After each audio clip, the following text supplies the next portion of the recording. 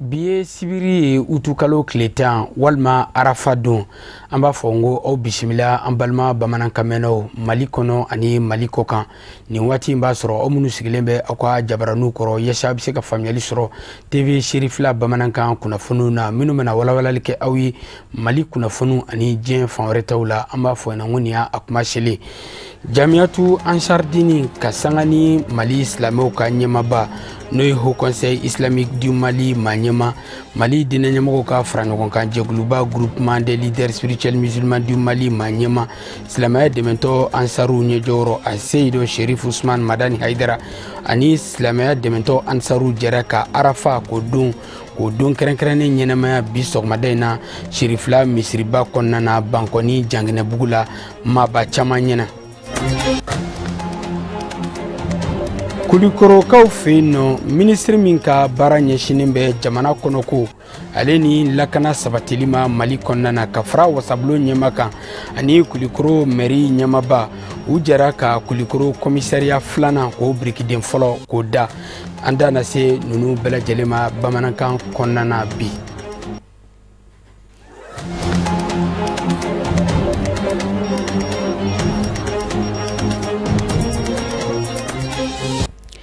An b'a fɔ ngaw bisimila TV Serifila bamanankan kunnafoni kɛnɛ kan an y'a yira aw la bakuruba kunnafoni na k'a fɔ ko bi ye Arafa don ye o hukumu kɔnɔna na Jamiyatu Ansardini ka sanga ni Mali silamɛw ka tɔnba n'o ye Haut Conseil Islamique du Mali Manyema Mali dinɛ ɲɛmɔgɔw ka fara ɲɔgɔn kan jɛkuluba Groupement des leaders spirituels musulmans du Mali Manyema silamɛya dɛmɛtɔ Ansaru ɲɛjɔyɔrɔ a Seyido Sherif Ousmane Madani Haidara u jɛra ka nin don kɛrɛnkɛrɛnnen ɲɛnamaya bi sɔgɔmada in na kuranɛ kalanw dalayilu kalanw ale ni liyasi kalanw olu n'a ɲɔgɔnnaw caman o bolodara u fɛ bi sɔgɔmada in na Bankɔni Janginɛbugu Sherifila misiriba kɔnɔna na maaba caman olu jɛra ka ye kɛnɛ kɔnɔna na wasa ka kɛ nin don kɛrɛnkɛrɛnnen ka kɛ a seera ye min laɲinina a Seyido Sherif Ousmane Madani Haidara fɛ ka dugawu kɛ Mali ani diɲɛ silamɛ bɛɛ lajɛlen an ka ɲininikɛla minnu tun b'a kɛnɛ kan Serifila jabaraniso tɔgɔ la an ka jɛ k'a ɲamada u ka sɔrɔliw fɛ. Nin don barikama in nzigira senga Mali silama dinɛ ɲɛmɔgɔw ka fara ɲɔgɔn kan jɛkuluba Groupement des leaders spirituels musulmans du Mali Manyema Mali silamatɔnw ka fara ɲɔgɔn kan jɛkuluba Haut Conseil Islamique du Mali Manyema silamɛya dɛmɛtɔ Ansaru ɲɛjɔyɔrɔ a Seyyida Sherif Ousmane Madani Haidara fɛ walasa don in yɛrɛ ye fɛn min ye a ka dɔ silamɛw fɛ Mali kɔnɔ n'o ye Arafa don ye ni hijidenw bɛ ɲɔgɔn sɔrɔ o kulu la o bɛ bɛn nin don in de ma wa don barikama don o de kosɔn ni bani ka hakilinaw ye silamɛya dɛmɛtɔ Ansar b'a ɲɛnamaya cɛw de farala ɲɔgɔn kan ni musow ka wuli yan ka taa Ala ka farida k'a to o latigɛ Maka Ala fana sɔnna ma an karamɔgɔ ye Seyid Sherif Ousmane Madani Haidara ale n'a ka denbaya san o san a bɛ labɛn kɛ ka bɛn ni Arafa ye u bɛ Arafa u b'a ɲɛnamaya ka dugawu kalanw kɛ ka Ala welew kɛ a y'a kanu a ka ŋɛnɛya ɲumanya kɔnɔ kira ko alayhi salatu wassalam a ko mu'min bɛ fɛn min kanu i yɛrɛ i ko kanu i balimaw ye ale silamɛya kanu ka silamɛdenw kanu ka a ka jamana kanu ka jamanadenw kanu o kanu kɔnɔ a y'a kanu fana a bɛ o dugawu kalan min kɛ hɛrɛ ni nafa min bɛ o la a ka silamɛ bɛɛ fara ɲɔgɔn kan ka u dɛmɛ ni o dugawu kalan ye an bɛɛ ka se ka don da kelen fɛ alimami yɛrɛ kuma ban a ko an tɛ kɛnɛ kan ka dusukun ɲɛ bɛ ɲɔgɔn na kɔnɔmɔgɔ ma nin sigi sen ka gansan ɲɛ de bɛ kow la o kuma na an bɛ karamɔgɔ de fɔlɔ fo fɔlɔ k'a barika da k'a n'a ka denbaya kuma la koɲɛ kalifa Ala ma an fari fɔ ne nisɔndiyalen ani jamakulu minnu ya baara in dɛmɛ ka k'a dɛmɛbaa ye n'o ye Ansaru ye n'o ye Ansaru kɔnɔbaw ye ka dugawu k'a bɛɛ ye ani karamɔgɔ Ala k'a n'a laban ye sigi in Ala k'a caman jira an na ka dugutala ninnu koɲɛ kalifa Ala ma ɲuman bɔra karamɔgɔ fɛ Ala k'u ɲuman sɛbɛn ɲinan samiya Ala k'a ɲɛ a nisɔndiya tɛ se ka fɔ ka saya dan na nin ye an karamɔgɔ ka ŋaniya ɲumanya de ye anw ye dɔw bɛ yen olu taara Maka olu ye Arafa kɛnɛ ye Maka dɔw bɛ olu ma taa bi n'olu sigira nin kɛnɛ kan ko Arafa nisɔndiya min kɔni bɛ a tɛ se ka fɔ ka saya dan na dɛ an sigilen filɛ nin hakɛ min na ta Makankaw fana de bɛ taa Arafa dugawu fɛfɛ min kɛra ala k'a bɛɛ minɛ an ka jamana a bɛ kɔlɔn min kɔnɔ ala k'a bɔ fɛfɛ ye dugawu kɛ ni laɲini de b'i la ala ka laɲini bɛ sabati ka arafa ye ngo ne don yɔrɔni min na bangoni karamɔgɔ ka misiri kɔnɔ bi ngo Allahu akbar an bɛ arafa kɛnɛ kan bi ka sababu kɛ ni cɛba ye ya rabbi an b'a ɲini masa aramani fɛ mɔgɔ sen ye nin kɛnɛ in sɔrɔ ani mɔgɔ min m'a sɔrɔ darula kama arafa kɛnɛ min bɛ ka sigi ye baraji min bɛ ka k'olu ye ala k'a k'an bɛɛ ye ya rabbi ala ko k'an bɛɛ ye ka ala fo ka ala barika da maa ɲɛmaa caman y'u ka nisɔndiyaw jira ka sabu kɛ zamzami y'u ye nin don barikama in da ka yanga a ka se ka sidɔn ka kɛ bato ni ala wele don fɛnɛ ye mali kɔnɔ ka hejidenw don a la arafa kulu la maka nin kɛnɛ sigilen bɛ mali fan bɛɛ lajɛlen fɛ bi nin kɛnɛ kelen sigilen bɛ diɲɛ fan bɛɛ ansar bɛ yɔrɔ yɔrɔ la bɛɛ lajɛlen bɛ ka dugawu kɛ ka ala wele an b'a ɲini ala fɛ dugawu minnu bɛ ka kɛ ala k'a bɛɛ minɛ ala k'a minɛ an karamɔgɔ ma a n'a ka denbaya bɛɛ k'a minɛ mali ma ala ka mali ka gɛlɛya wuli ka bɔ yen ka hɛrɛ don an ka jamana kɔnɔ an ka ala wele vraiment an b'a ɲɛsin mali ma kosɛbɛ an ka jamana in ma ani diɲɛ jamana bɛɛ lajɛlen silamɛ jamana bɛɛ lajɛlen ani fɛn fɛn fana nana yan an b'a ɲini ala fɛ ala ka bɛɛ ka hamiw wuli dɔgɔtɔrɔso jɔ pour que mɔgɔw ka se ka furakɛ ka kɛnɛya nati mɔgɔw ma i ye koba de kɛ i mana mɛn k'a fɔ nin yɔrɔ in falen do bi mɔgɔw ka kɛnɛ ni mɔgɔw ma kɛnɛ u bɛ sɔrɔ u dalen do ka so donc anw mana fɛn wɛrɛ la an nana dɔrɔn k'a fɔ ko nin dɔgɔtɔrɔso in a ka kan ka baara parce que ni mɔgɔ mun ma se ka radio sɔrɔ yan an b'o bila ka taa fo Gabriel Touré de la aw yɛrɛ dun b'a dɔn Gabriel Touré a falen do mɔgɔw la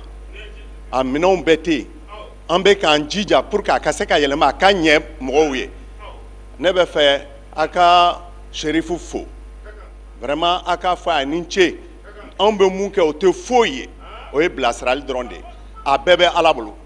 aw ni baraji an b'aw ladɔnniya k'a fɔ arafa don in don gɛrɛnkɛrɛnnen don silamɛw bolo jurumu yafa don gɛrɛnkɛrɛnnen don maaw b'u dama kasi dali masa la jurumuw minnu kɛr'u fɛ ala k'u yafa ni k'u kisi jurumu nataw ma bɛɛ lajɛlen ni seko don damakasi la ala la nka maaw bɛ sun ka bɛn n'a don ye Lala do Mali Islamɛ ɲɛmɔgɔw ka tɔnba n'o ye Haut Conseil Islamique du Mali ma ɲɛma silamɛya dɛmɛtɔ Ansaru ɲɛjɔyɔrɔ a Seyidu Sherif Usman Madani Haidara nin waati kɛrɛnkɛrɛnnenw senfɛ a nisɔndiyali bɛ laseli kɛ an ka jɛ k'a ɲɛmada k'a fɔ tɔw fɛ bi ala bi dugawu minɛ bi ala bi yafa jɔnw ma mana ala bi yafa jɔn minnu ma ala ma ɲɛr'u la jɔn minnu ka dugawu bi minɛ ala ma ɲɛr'u la mɔgɔ mɔgɔ se yɛrɛ se yan ni hami ye hami min ni ala tabi bɛɛ ya rabbi ala ma dilala min ta ye bana ye ala k'a n'o kɛnɛya min ta ye garisɛgɛ ko ye ala k'a jida n'u ye min ta ye muso ko ye ala k'a nɔgɔya n'a ye min ta ye cɛ ko ye ala k'a bɛɛ nɔgɔya hami o hami ala k'a bɛɛ ɲɛ min ni ala tabi bɛɛ hami min bi aw la ani an na an bɛɛ ka jira ala la ala bɛ se a bɛɛ kɔrɔ ala bɛ se a bɛɛ kɔrɔ an b'a ɲini ala fɛ ala ka hɛrɛ kɛ diɲɛ bɛɛ ye ala ka hɛrɛ kɛ diɲɛ bɛɛ ye a bɛ dilan ala de fɛ ala kelen de b'a bɛɛ dilan hami mana caya cogo o cogo jɔn b'i ɲɛsin ala de ma kumana n ye min fɔ aw ye an ka jamana in a y'a kalifa ala ma an ka jamana in a ye dugawu k'a ye joli bɔn min bɛ jamana in kɔnɔ ala k'a jɔ bɛnbaliya min bɛ jamana in kɔnɔ ala k'a ban mɔgɔw dusukun ka kɛ kelen ye bɛn tɛ yɔrɔ o yɔrɔ a tɛ taa ɲɛ kɔrɔ t'o la bɔyɔrɔ si t'o la jama o jama ma bɛn ala t'aw dɛmɛ kuma na an k'a lajɛ ka yafa ɲɔgɔn ma ka ɲɔgɔn tɛgɛ minɛ ka ɲinɛ kɔrɔlenw kɔ pour que an k'an ka jamana bɔ tan ka an ka don ɲuman dilan ka bila an denw n'an mɔdenw ye kuma na sisan an bɛna min kɛ an bɛɛ b'a ɲɛsin ala ma hami min b'e la e yɛrɛ de b'o dɔn an bɛɛ ka jɛ k'a jira ala la Ministri min ka baara ɲɛsinnen bɛ jamana kɔnɔ ko ale ni lakana sabatili ma an ka jamana kɔnɔna na n'o ye Général de division Salifu Traoré ka fara wasabulo ɲɛma n'o ye wasade Isiaka Sidibe ale ni Kulikoro mairie ɲɛmaba n'o ye Eli Jara ye u bɛɛ lajɛlen farala ɲɔgɔn kan jumado utukalo tile 9/29 ka Kulikoro ɲɛmaso u ka commissariat filanan ko o birikiden fɔlɔ k'o da min kɛra bonɲɛ ani nisɔndiya ni karama kɔnɔna na bawo a bɛ waati janbɔ Kulikorokaw u kɛlen bɛ ka ni laɲini kɛ a kɛra tare y'u bolo maaba caman yira kɛnɛ kɔnɔna na yasa kana kɛ nin don kɛrɛnkɛrɛnnin ko seerɛ ye an ka ɲininikɛla mun tun b'o nɔfɛ Serifila Jabaraniso tɔgɔ la Samara Sanogo a n'a ka jatala Abudulayi Sogodogo an ka jɛ ka ɲamadu ka sɔrɔlo fɛ.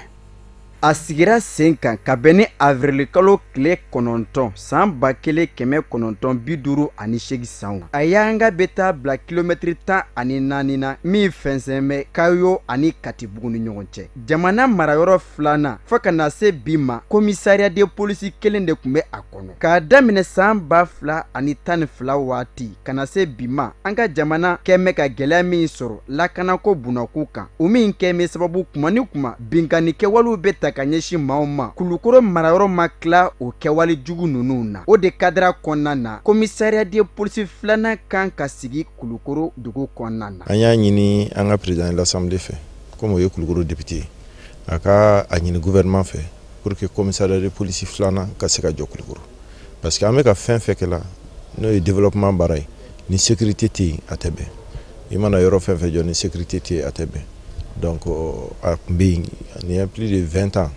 en tonton maire depuis dans l'État, depuis Marboyen, ils sont en train de chercher au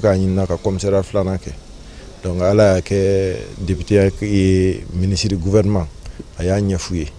Attaquer mon nom Kulukoro ko sayna olu bɛɛ kɛra fɛn ye minnu bɛ se ka accentuer k'a fɔ Kulukoro ka ni sécurité n'i ye pont jateminɛ siraw jateminɛ o bɛɛ bɛ na ni développement de. Bon, ni développement kɛra jama cayara yɔrɔ la ni lakana tɛ yen a bɛ gɛlɛya donc o de y'a to an y'a ɲini ka na commissariat filanan jɔ.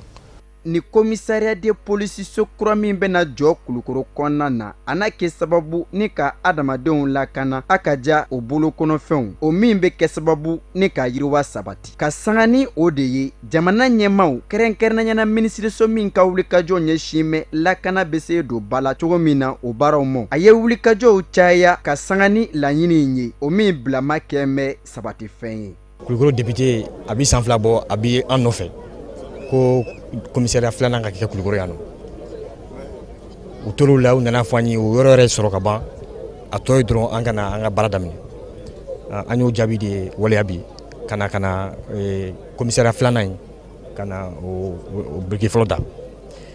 an y'a fɔ cogo min Kulukoro kɛlen bɛ duguba ye ka taa fɛ don o don mɔgɔ caman bɛ yan baara caman bɛ ka kɛ min b'a to nin baara ninnu yɛrɛ kosɔn lakanabaliya fana bɛ se ka bonya. Donc sɔnni an k'an sigi fo lakanabaliya ka bonya fo ka dama tɛmɛ k'a fɔ k'an bɛna kɔn a ma.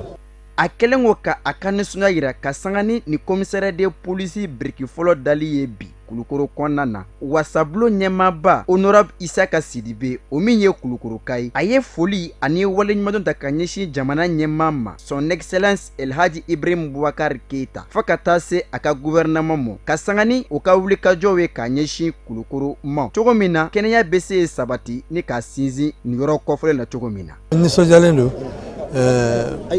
ni commissariat in jɔli la parce que mɔgɔw mɛnna ka nin kɔnɔ yɔrɔ n'i y'a lajɛ Kulukoroba garantie de bɛ taa dilan Kulukoro gare ou bien a bɛ taa dilan gouvernorat la gendarmerie la n'o tɛ Kulukoroba yɛrɛ alors vraiment garantie dilanni kun tɛ yan pourquoi simplement parce que commissariat tɛ yan foyi wɛrɛ tɛ yan o ye kelen ye filanan ye min ye n'i y'a lajɛ kosɛbɛ kosɛbɛ mɔgɔ dama min bɛ sekurani yɛrɛ la o exposelen don dɔɔni an ka maternité bɛ yan an ka mairie bɛ yan citoyen fana bɛ u ka du kɔnɔ yan mɔgɔ ka ca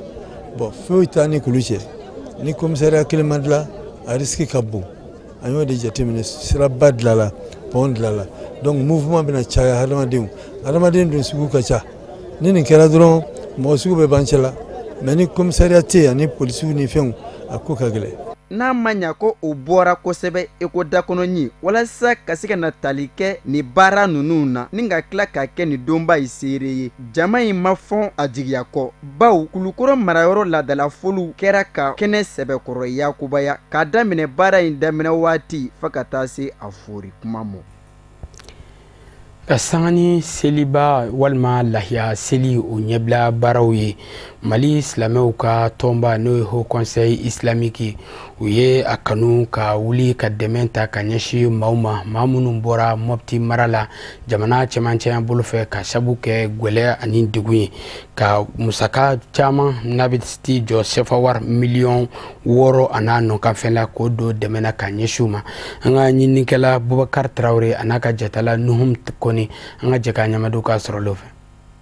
Mali silamɛw ka jɛkuluba ɲɛmaayaso ye dɛmɛ ta ka maa dɔw sɛgɛrɛ kɛrɛnkɛrɛnnen la gɛlɛya ye an balima minnu sɔrɔ Mali camancɛ fan fɛ n'u a kɛra sababu ye u sigiyɔrɔ bɛnna Bamakɔ bibi na kɛrɛnkɛrɛnna Ɲamana ma a bɛ t'i jɔ denbaya 350 ɲɔgɔnna na dɛmɛ ninnu bɛ tali kɛ fɛn min na malo tɔni caman tulubidɔn caman ka fara fini donta caman kan ni seli ɲɛkɔrɔla in na min nafolo kasabi bɛ t'i jɔ sefawari miliyɔn 6 ɲɔgɔnna na nin kɛwale ɲuman in bɛ tali kɛ Mali silamɛ jɛkulu ka ɲɛmaayaso ka baaraw dɔ la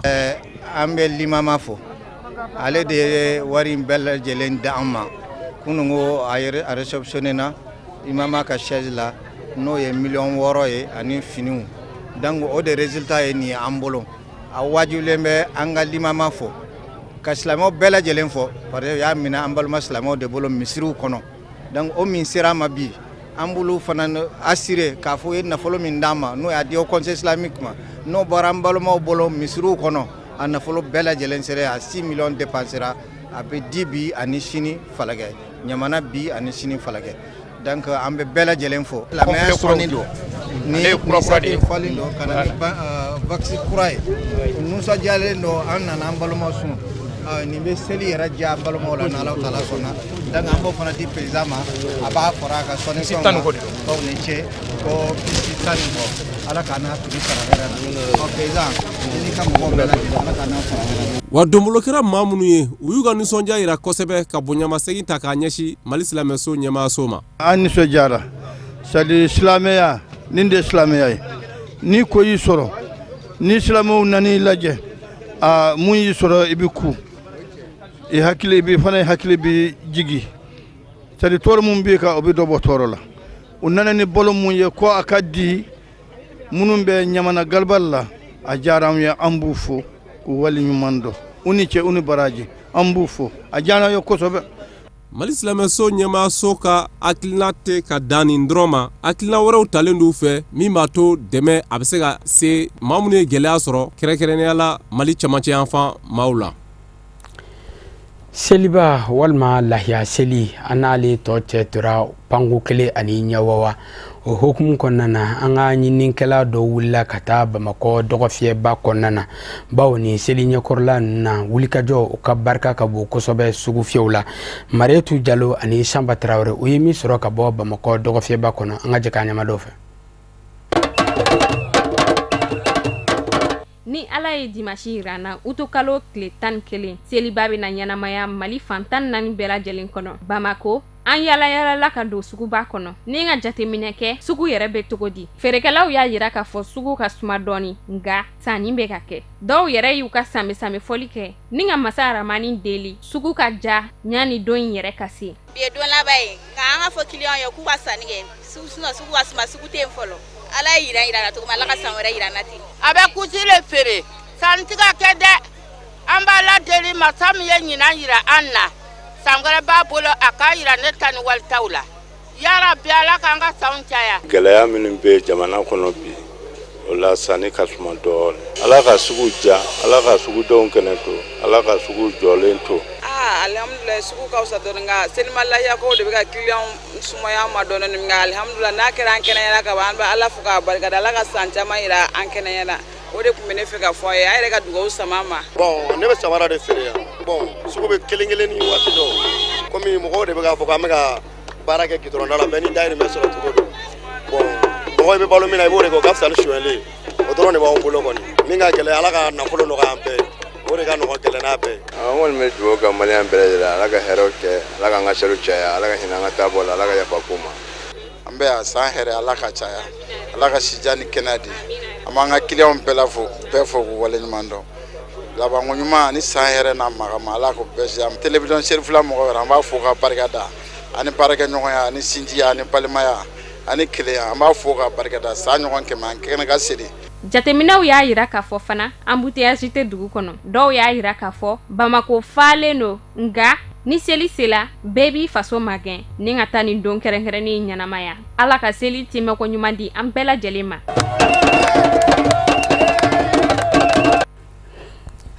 amina ya rabi o fana b'an sɛnsɛn ka taa diɲɛ fan wɛrɛ kunnafoniw na minnu bɛna ala se aw ma karamɔgɔ Musa Fɔnba fɛ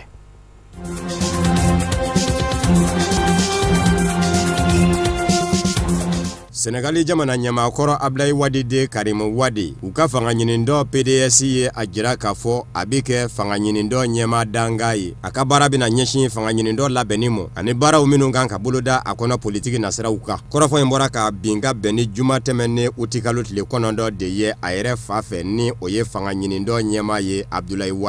Wade jamana ɲamakɔrɔ a bilama a b'a fɛ ka fanga ɲinindɔ ka yɛlɛma don a la ka ni kura fiyɛ a la ni denmisɛnninw ye a yɛrɛ ka fɔ la a yɛrɛ si bɛ san 90 ani san zabala hali bi ale de ye fanga ɲinindɔ in ɲɛma ye nka dɔw y'a yira k'a fɔ ɲɛmaya sosigi in senfɛ a yɛrɛ masurunamaw ni a den a ye olu de ta k'olu yanga maa bɛ maa la a yɛrɛ ɲɛna minnu n'a tɛ hakilina kelenna fanga ɲinindɔ kɔnɔ a y'olu den kɛrɛfɛ o maaw la dɔw y'a jira k'a fɔ fanga ɲinindɔ yɛrɛ kɔnɔ maa min dan bɛ a ka ɲɛmaya la n'o ye Umar Sari ye k'a y'o den kɛrɛfɛ ka sabu kɛ février kalo la jamana ɲɛma Macky Sall kɛlen kɔfɛ ka mandat 2nan sɔrɔ a ye wele da fanga sinamatɔnw ye k'u kana k'u ka jɛ ka kuma dialogue national Ablaye Wade ko ko kandɛrɔ ko maa ni tɛ sigi ka kuma nka Umar Sari in sɔnna sigi ka fɔ ma k'o de bɛn tɛna kɛ Ablaye Wade ma n'a kɛn bɛ k'a den kɛrɛfɛ bi ɲɛmaya so kura sigitɔ Karim Wade yɛrɛ san 2015 sariya ye a ka kiiriw jatigɛ k'a fɔ san 6 kaso k'a b'o kɛ euro wari miliyɔn 200 ni miliyɔn da k'a b'o fɛnɛ sara k'a sabu kɛ a fa ka kumaw na jamana ɲɛmaya la k'a ye faso nafolo dun jamana ɲɛma Macky Sall labana ka sariya se dɔ ta min dangan bɛ o ye ka fiɲɛbɔda di a ma a ka bɔ kaso la u k'a ma ko grâce présidentielle ka bɛn ni juin kalo tile 24 ye san 2016 a bɔ kaso da fɛ a taari yɛrɛ sɔrɔ Qatar wa hali bi a bɛ sigi la ye février tɛmɛnen jamana kuntigisigi kalataw la a kun y'a jira k'a fɔ a ye cɛbɔ ye a fa ka fanga ɲinindɔ PDS tɔgɔ la nka jamana sariya suma kɔlɔsiyɔrɔ conseil constitutionnel ye a jira k'a fɔ kasoden tɛ se k'i kanbɔ ka jamana ɲɛmaya ɲini kabini o kɛra Ablaye Wade ko jamana ɲɛma Macky Sall ye da su a bɛɛ lajɛlen ɲɛ a b'a fɛ jamana kuntigisigi kalata in ka kɛ k'a sɔrɔ maa ma se ka ɲɛkɔrɔn dɔ ta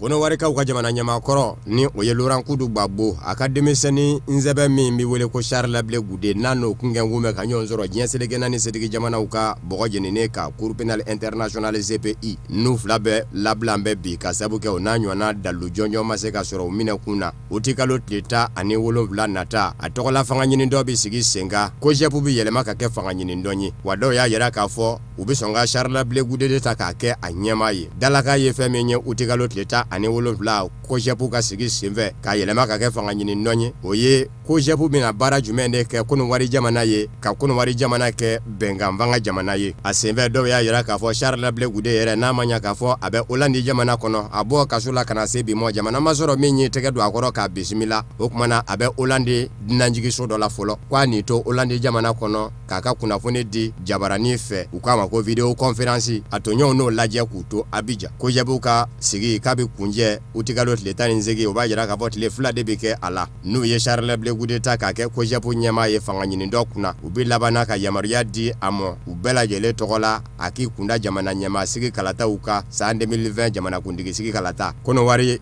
denmisɛnninw ka ɲɛmakɔrɔ Laurent Kudu Gbagbo tile la wali kelen Laurent Kudu Gbagbo fanfɛ denmisɛnninw ka ɲɛma n'a tɔgɔ bɛ bɛɛ lajɛlen da k'a fɔ k'a yera cɛnnibaw la hali ni dalu ma sɔrɔ diɲɛ seleke naani setigi jamanaw ka kiiribulon la a kun y'a jira ka dantigɛli dɔ la k'a fɔ ŋaniya bɛ a la ka ɲɛsin jamana ma n'o y'a fa jamana Konowari ye a y'o dantigɛli kɛ juin kalo tɛmɛnen ani faransikɛw ka kunnafonidiso de ni ɲɔgɔn cɛ nka mai kalo labandaw la ani kunnafonidiso dɔ ni ɲɔgɔn cɛ n'o ye AFP Charles Lablé Goudé kun ye a jira k'a fɔ san 2020 jamana kuntigi sigi kalata ale tɛ cɛbɔ ye a la.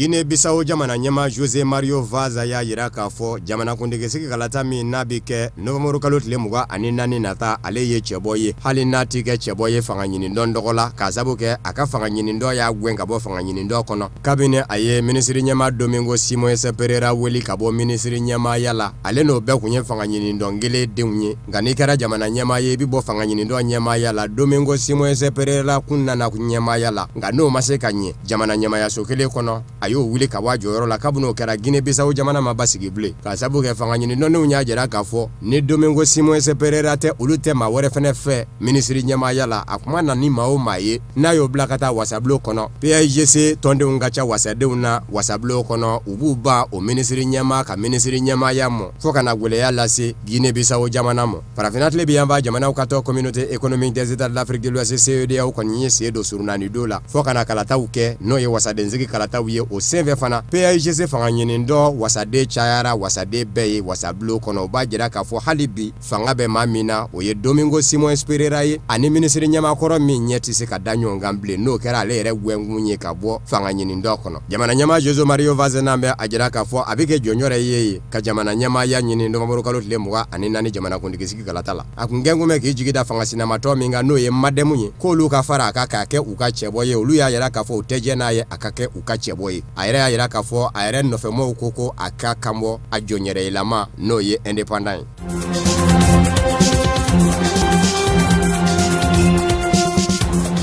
Tunisie jamana kɔnɔ maa min bɛ k'i kamɔ jamanakuntigisigi kalata karili la a kuru la a maa bɛ ɲini ka se 100 mɔ bɛɛ b'a fɛ k'a kɛ BG Kaiba exception nɔ nabilaba ye ale min bira k'a to jamana ɲɛmaya la maa kanbɔlen bibi in na maa 98 don Septembre kalo tile 15 a bɛɛ b'a fɛ k'i kanbɔ kalata labɛnni jɛkulu ni o ye Izi ye a bɛ ka gafew bisimila nka dankɔrɔba 2 de bɛ sɔn ka ti ɲɔgɔn na kalata in senfɛ Gale o ye minisiri ɲɛma Youssef Chahed ye filanan o ye wasabilo ɲɛma ni o ye Abdel Fattah Al-Mourou ye fanga ɲinindɔ min kɛn bɛ ka silamɛ diinɛ birifini biri a yɛrɛ ka ennada ale ye o tɔnden ye wa a bɛ k'i kanbɔ o tɔgɔ la minisiri ɲɛma Youssef Chahed a y'a jira kunnafonidilaw la k'a fɔ ale bɛ to minisiri ɲɛmaya in na wa a bɛ kɛ cɛbɔ ye k'a sabu kɛ bi jamana ɲɛma fatura n'ale ko k'a kanbɔlen kɔfɛ ka jamana ɲɛmaya ɲini ko a b'a jɔyɔrɔ bila i n'a fɔ sariya kɛn bɛ k'o min fɔ k'o kɔrɔ ye ko ka jamanakuntigisigi kalata de bɔ a mɔ barisabu ka d'a kan n'ale y'a jɔyɔrɔ bila ka bɔ minisiri ɲɛmaya la bɛɛ o ye gouvernement tile de ye wa gouvernement mana ti diɲɛ min kalata labɛn kalata dun kan ka kɛ jamana sariya ka fɔ la Septembre kalo tile 15 an bɛ uti kalo la ka ban o koro man di Rached Ghannouchi ni ale ye ennada fanga ɲinindɔ ɲɛmaba ye don min na a ka cɛbɔ Abdel Fattah Al-Mourou bi taa n'a ka gafew ye ɲɛmaba tun bɛ a da fɛ ka fara fanga ɲinindɔ dankɔrɔba wɛrɛw kan bibi in na Abdel Fattah Al-Mourou si bɛ san 70 ani san 1 na ale de kɛn bɛ wasabilo ɲɛma nɔnabila ye k'a sabu kɛ wasabilo ɲɛma nana jamana ɲɛmaya la jamana ɲɛma fatule minisiri min ɲɛsin bɛ surasiya fɛnɛ mɔ Tunisie ni o ye Abdelkrim Zibi ye a si bɛ san 60 ani san 9 na ale fɛnɛ taara n'a ka jamana ɲɛmaya ɲinini gafew ye Araba dɔw y'a yira k'a fɔ a fɛnɛ bɛ sɔn ka kɛ kɛnɛ dankɔrɔba ye k'a sabu kɛ jamana ɲɛma bile Kaiba exception ka maa danayama kundu k'a to bana yɛrɛ la yan'a ka soma yɛlɛma maa min kun ka don ka bɔ kun ka ca a ka kosɛbɛ ni maa in de kun don ka sanga ni a yɛrɛ ka laɲini ye.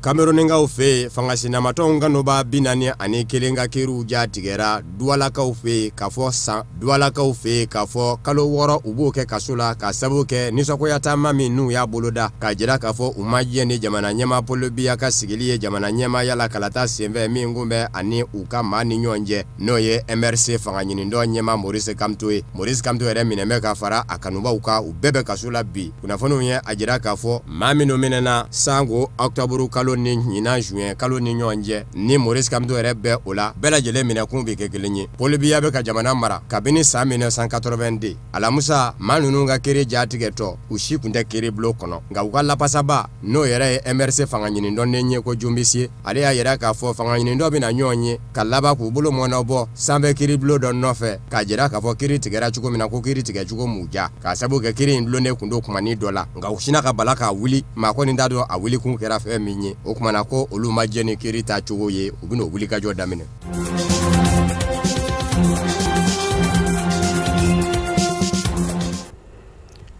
o fana bɛ dansire bi bamanankan kunnafoni sɔrɔlenw na min na bɛnna kunnafoni di so ɲamaya so fɛ kala sɔw ma ka kɛ ni kuma ye aw ni ce aw ka ɲamadali fɛ aw k'an bɛn diɲɛ waati wɛrɛ